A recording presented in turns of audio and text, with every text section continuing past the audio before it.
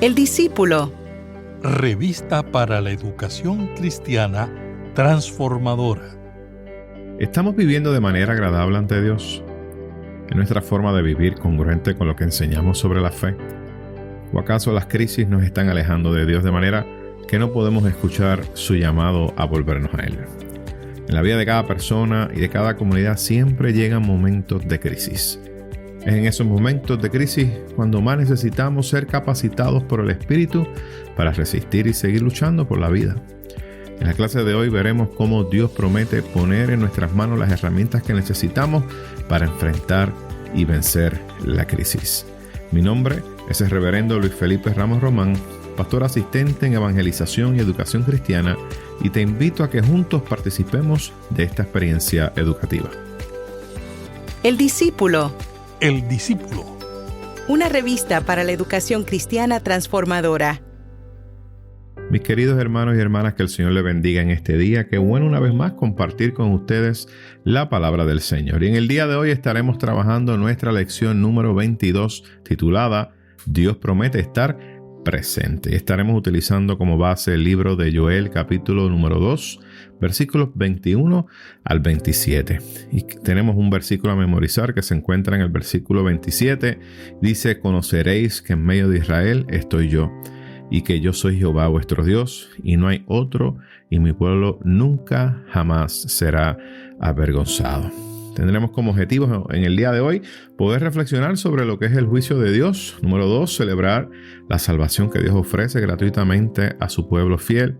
Y número 3, examinar nuestra conducta ante Dios y nuestra práctica de la fe. Y tenemos algunos vocabularios a aprendernos. El primero es la higuera, y es ese árbol cuyo fruto era básico en la dieta del mundo mediterráneo antiguo desde tiempos remotos. Y este árbol puede alcanzar una altura promedio entre unos 10 y 20 pies. Y es el primer árbol frutal que se menciona en el Antiguo Testamento. La referencia más común a la higuera es metafórica y pues se utiliza por lo general para representar paz, prosperidad y la bendición de Dios, así como también el juicio de Dios. Cuando habla de eras, hablando de espacio, de tierra limpia y firme, y algunas veces empedrado donde se trillan las mieses. Número 3, cuando hablamos del lagar, es la instalación, ¿verdad?, excavada en la roca a 2 niveles, y era utilizada para producir el vino. Y la tina inferior recogía el mosto de las uvas pisadas con los pies, y ese también donde se prensa la aceituna. ¿Y qué les parece si buscamos nuestras Biblias y leemos el texto bíblico para el día de hoy, que se encuentra en el libro de Joel, capítulo número 2, y estaremos dando lectura del verso 21 en adelante? Así que les invito a que busquen sus Biblias, que las puedan abrir, acompañarnos en esta lectura, y aún después de esta lectura, mantenga esa Biblia abierta, porque vamos a estar examinando otros versículos de este capítulo número 2 de Joel. ¿Qué les parece si leemos la misma? Y estaré dando lectura a la versión que es impresa en nuestra revista El Discípulo. Y leemos la palabra en el nombre del Padre, del Hijo y del Espíritu Santo. Amén. Dice así: tierra, no temas, alégrate y gózate, porque Jehová hará grandes cosas. Animales del campo, no temáis, porque los pastos del desierto reverdecerán y los árboles llevarán su fruto. La higuera y la vid darán sus frutos. Vosotros también, hijos de Sión, alegraos y gozaos en Jehová vuestro Dios, porque os ha dado la primera lluvia a su tiempo, y hará descender sobre vosotros lluvia temprana y tardía, como al principio. Las eras se llenarán de trigo, y los lagares rebosarán de vino y de aceite. Yo os restituiré los años que comió la oruga, el saltón, el revoltón y la langosta, mi gran ejército que envié contra vosotros. Comeréis hasta saciaros y alabaréis el nombre de Jehová, vuestro Dios, el cual hizo maravillas con vosotros, y nunca jamás será mi pueblo avergonzado. Conoceréis que en medio de Israel estoy yo, y que yo soy Jehová, vuestro Dios, y no hay otro, y mi pueblo nunca jamás será avergonzado. Damos gracias al Señor en esta mañana por su palabra leída en medio nuestro. Señor, te damos gracias en esta hermosa mañana por la oportunidad que nos da, Señor, de poder compartir tu palabra. Te pedimos que te glorifiques a través de ella, De manera, Señor, que hables al corazón de cada uno de nuestros hermanos y hermanas que nos escuchan a través de estos medios. Glorifícate, Señor. Obra de manera poderosa. Y te lo pedimos todo en el nombre de tu Hijo amado Jesucristo. Amén. Amén y amén.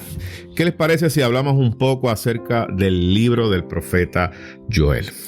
Cuando hablamos del profeta Joel, este libro es parte de esta colección de 12 libros que ustedes y yo conocemos quizá como los profetas menores. Y cuando hablamos, ¿verdad?, de profetas menores, no estamos diciendo que son menos importantes. No. Lo que estamos diciendo que estos 12 libros conocidos como profetas menores es que el contenido del mismo es mucho más corto en comparación obviamente con los libros de los profetas mayores. ¿Y cuáles son esos 12 libros conocidos como los profetas menores? Pues miren, está Oseas, está Joel, que es el que estamos estudiando en el día de hoy, está el libro de Amós, Abdías, de Jonás, de Miqueas, de Nahum, de Habacuc, de Sofonías, Ageo, Zacarías y Malaquías. Y déjeme decirle que estos 12 libros son tan importantes como los profetas mayores, ¿verdad? Y son, miren, importantísimos debido al contenido y la profundidad que tienen los mismos. Este libro de Joel que estamos estudiando en el día de hoy, es uno de los libros que más se cita, fíjense, en el Nuevo Testamento. Y se debe a esa teología que encontramos en él mismo sobre el Espíritu Santo.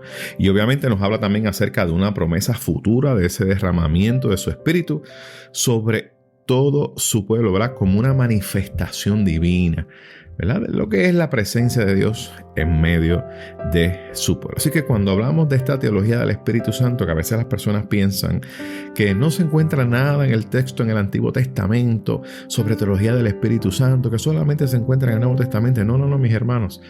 Cuando usted va al libro de Joel, usted puede encontrar, miren, esa teología acerca del Espíritu Santo. Así que qué importante, ¿verdad?, que podamos seguir estudiando y conociendo el texto bíblico.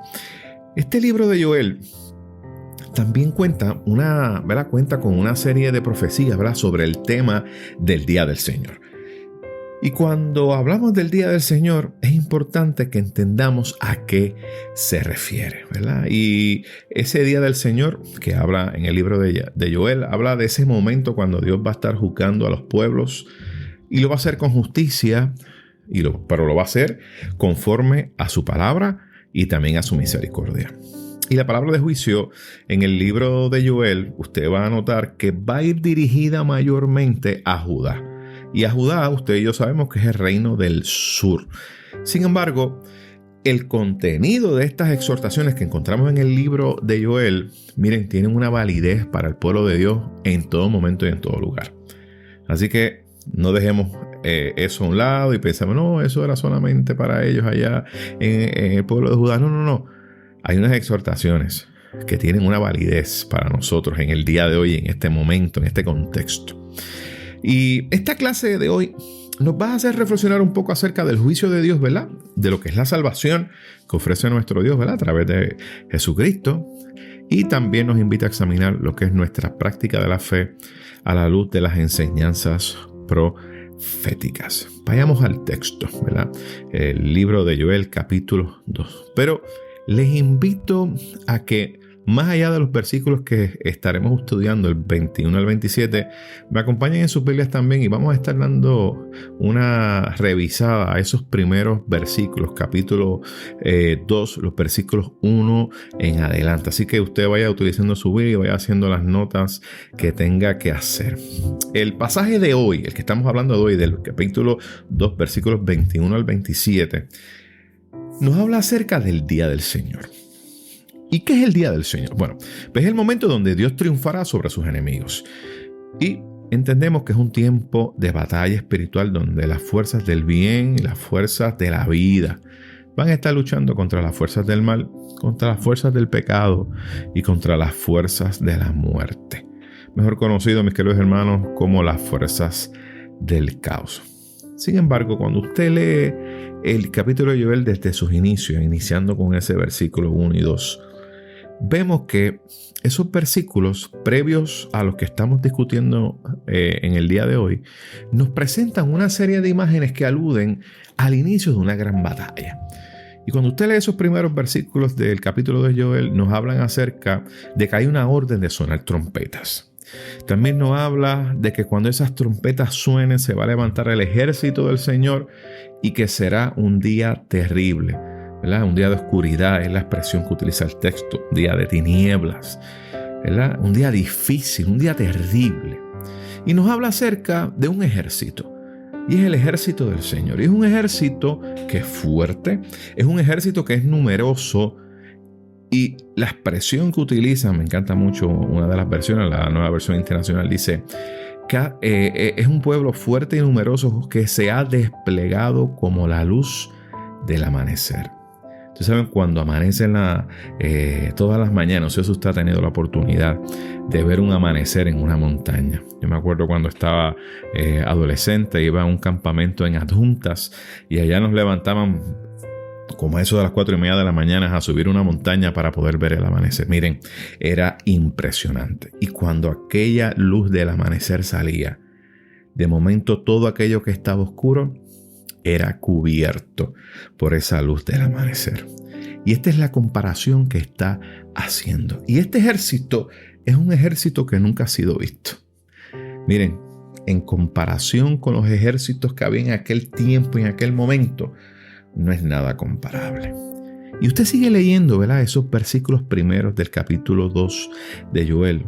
Y usted va a los versículos 3 y 6 y nos da una información importante y nos describen ese ejército y cómo va a ser su paso.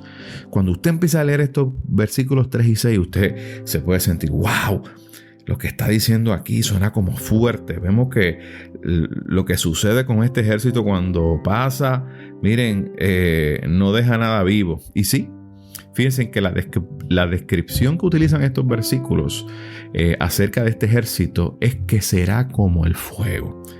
Yo no sé si usted ha tenido la oportunidad de ver el fuego en algún bosque o ha tenido la oportunidad de ver, ¿verdad?, cómo el fuego consume. Pero el fuego, mire, todo lo que toca lo devora. No importa lo que esté frente a sí, mire, lo devora.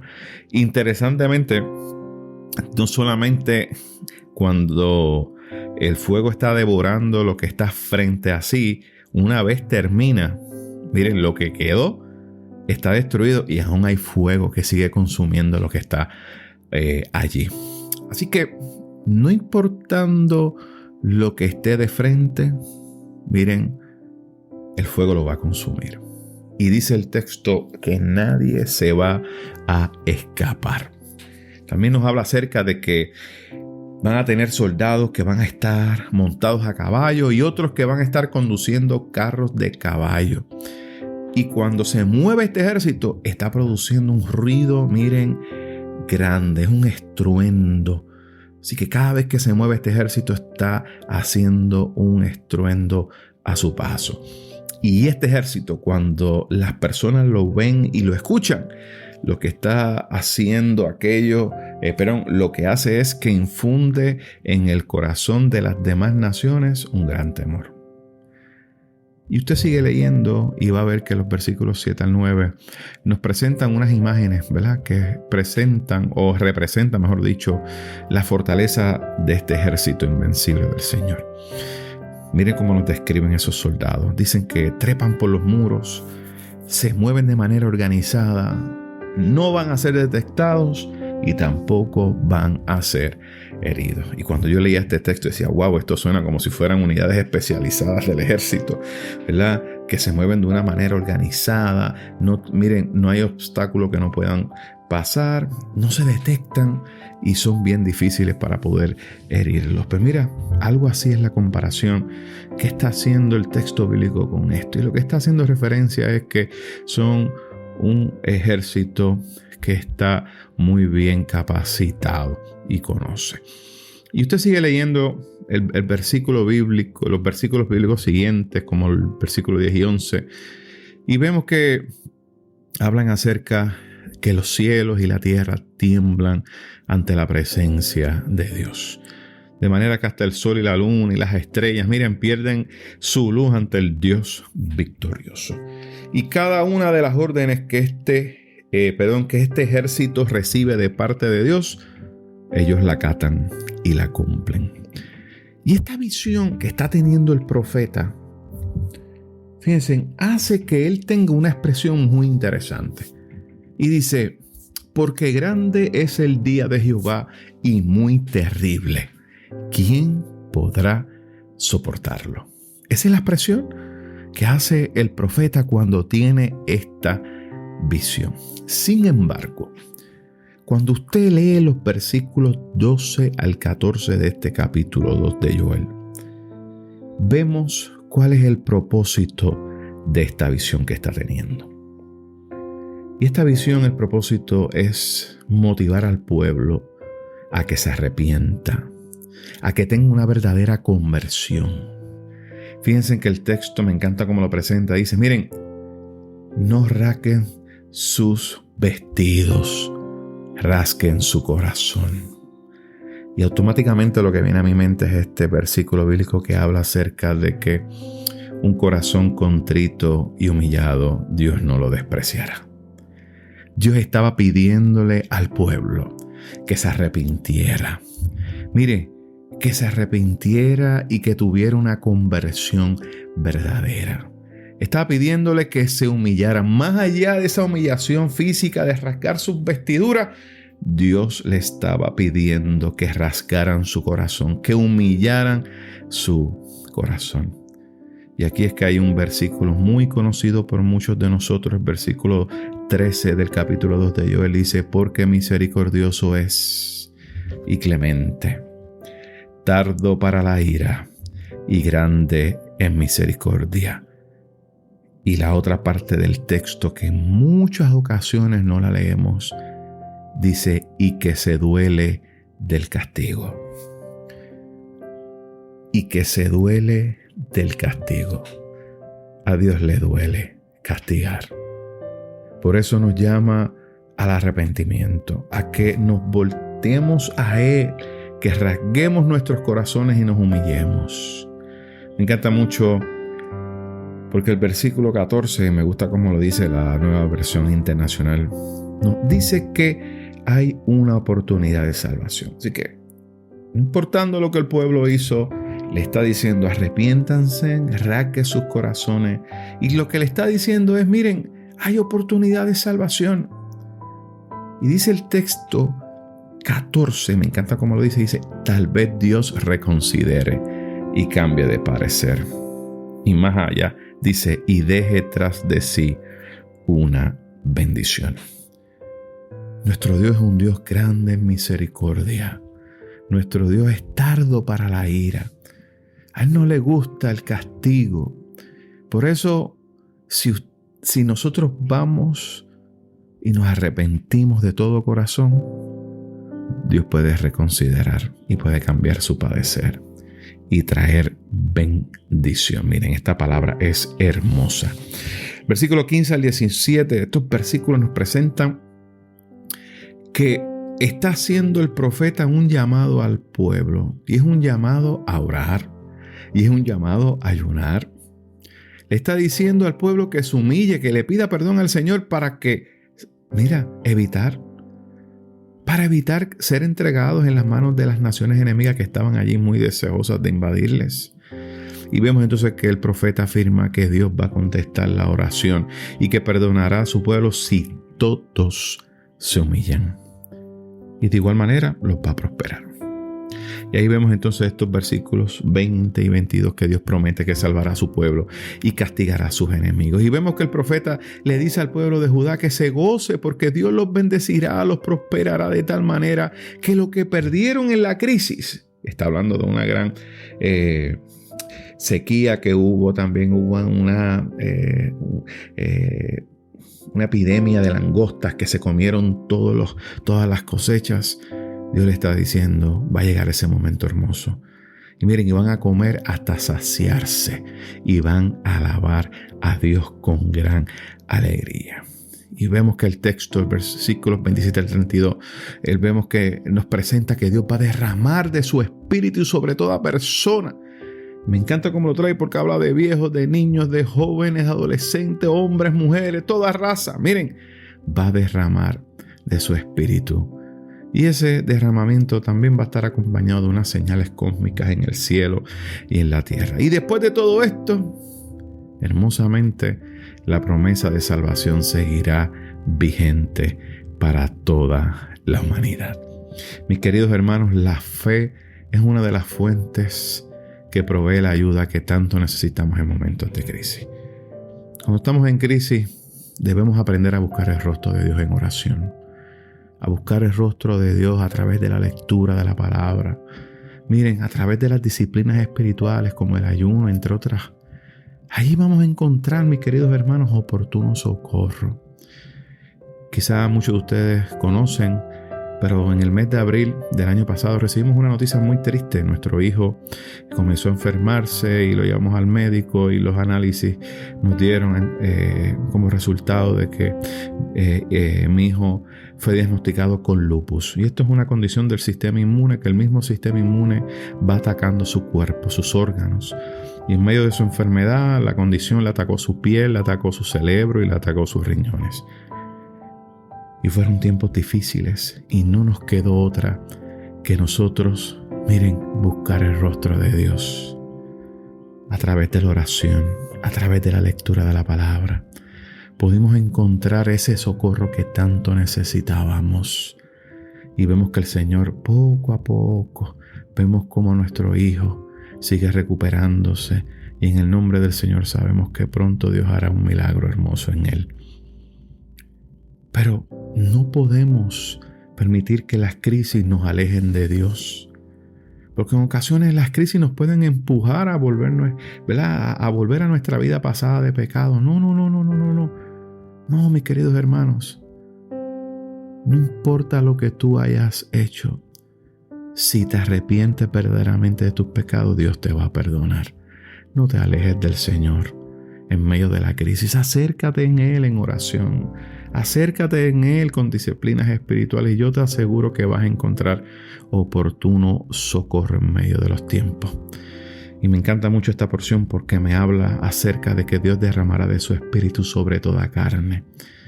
Y ciertamente la iglesia entiende que esta promesa se cumplió en el día de Pentecostés. Sin embargo, esta promesa sigue abierta para todo el pueblo de Dios, para ti y para mí.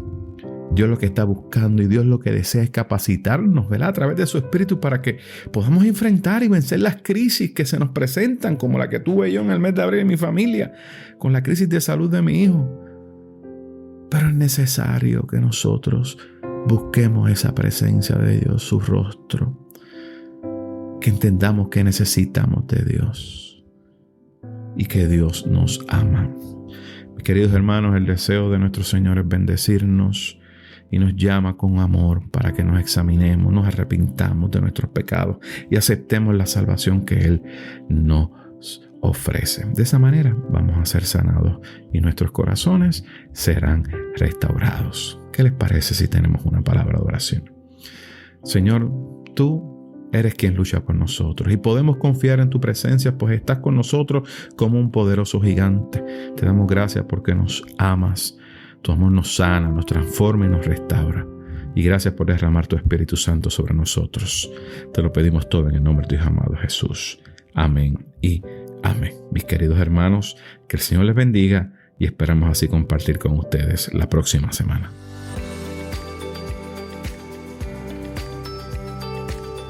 Gracias por escuchar El Discípulo. Revista para la Educación Cristiana Transformadora.